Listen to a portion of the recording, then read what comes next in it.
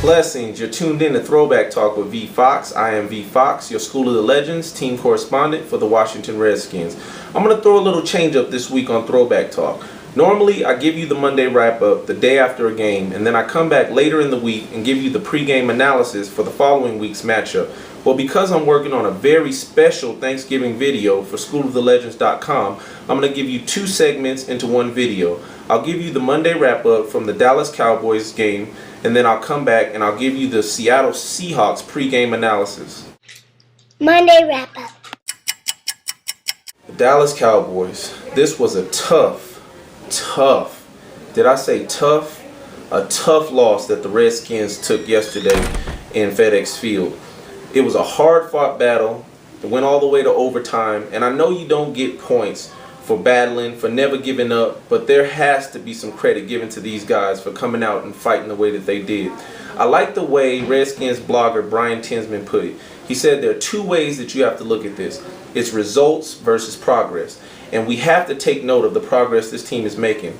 Heck, if you look at the offense yesterday, they scored 24 points. That's more points than they've scored altogether in the past 3 games that they've had. So we got to look at that from a positive sense.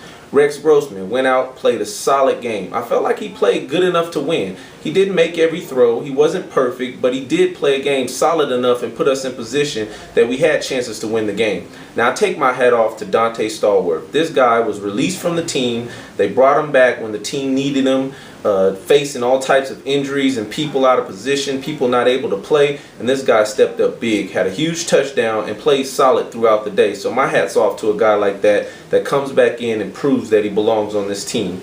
Now, who did I say our fantasy pick of the week would be? Your fantasy pick of the week, I'm going to go with Jabbar Gaffney. That's right. Jabbar Gaffney came in, played a solid game, had over 100 yards receiving, had a huge touchdown, and that's encouraging going forward and knowing that a guy like that can step in and play solid. He's always been that type of player that he can play solid and give you what you need when his number's called. So I'm excited about moving forward in that direction.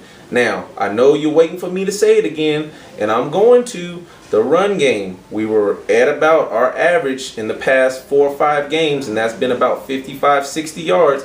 Once again, we're struggling in that. And I know a lot of that has to do with problems on the offensive line with injuries, and we're faced with another injury this week, it looks like. One of our guys could be down for a little while. And so it is what it is. We got to go with what we got. There's nothing we can do about the injury situation, but we have to find a way to get this run game established. It's nothing against our running backs. It's nothing against Halou. It's nothing against Terrain. But really, I mean, it's hard to get moving when we have a patchwork line like we do. But, hey, these guys are professionals, and we got to lean on them to get the job done. Defensively, let's look at this game from the perspective of defense, and I'd say that our defense actually played solid. They played a good game. There were a couple huge, crucial breakdowns at times when we didn't need them. The big pass to Jason Witten that went for a touchdown, and then the 3rd and 15 pass to Dez Bryant that ultimately put them in position to kick the field goal and get the win. Now, D'Angelo Hall was really upset regarding that. And man, I feel his pain. Man, this is really rough for this team to play a solid game all day and then just to have a couple of plays that really solidified the win for the other team. I know it's difficult.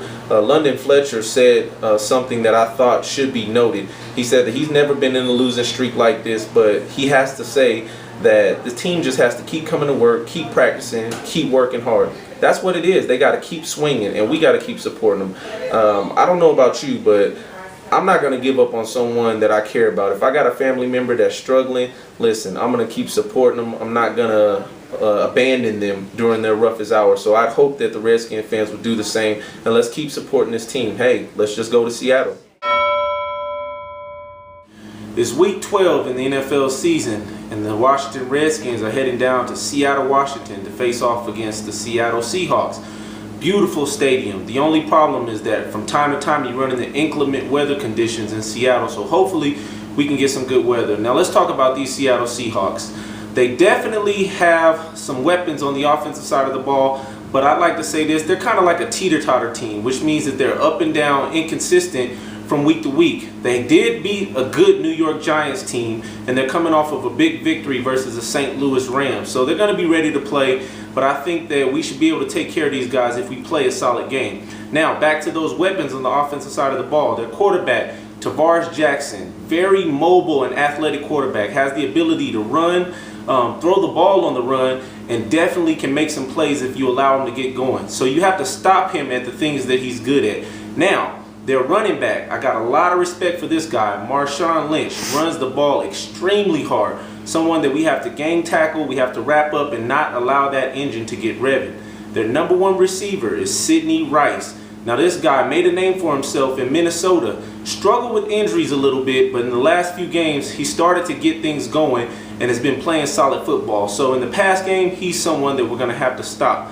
Now, as far as their defense, let me say this, I'm not that impressed with those guys. I just got to be truthful. Now, they're an NFL defense, so they have ability and they have some players over there that can make some plays. But I think if we continue in the pathway that we started last week, and if Rex comes out and plays a solid game like he did versus the Cowboys, then I think we should be able to win. Now, don't get me wrong, we definitely have to start establishing a run game. I'll continue to say that.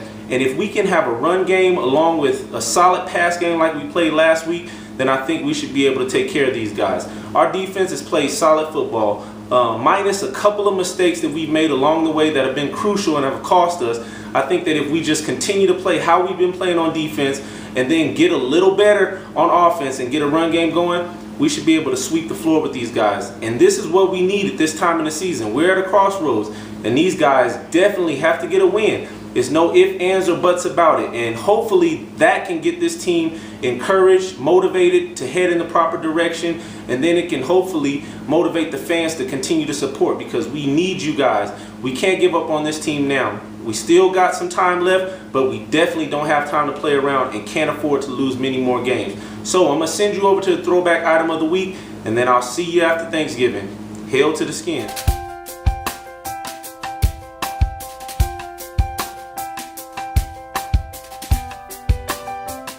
Well, for throwback item of the week, for the last week of November, we're going to continue to honor the memory of Sean Taylor. I hope that you've enjoyed seeing all of the items that I've showed you throughout this month. This month, I'd like to think that I saved the best for last. As you can see, I'm sporting the 21 pin that I tend to wear every year during the month of November. There's a 21 hat that I've always kept.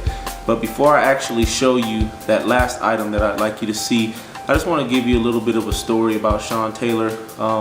You've heard me mention over and over that he's a great teammate, a great friend, and a great player, of course, but also a great man. One thing I can say about Sean is he was an extremely humble individual. Although he was blessed with tremendous talents, and I'll be honest to you, and I'm not just saying this, Sean Taylor, in my 18 plus years of playing football, was the best football player that I've ever seen play face to face. I mean, the guy possessed phenomenal talents and abilities and was extremely humble. I mean, loved his family and would never brag or boast about his abilities, but always look for opportunities to lift up and encourage other people. And so, man, what a tremendous person. He'll always be missed, someone that I enjoyed playing with and feel blessed that I had the opportunity to play beside. But come with me, I want to show you this last item. Here's a picture that hangs in my home of Sean and I.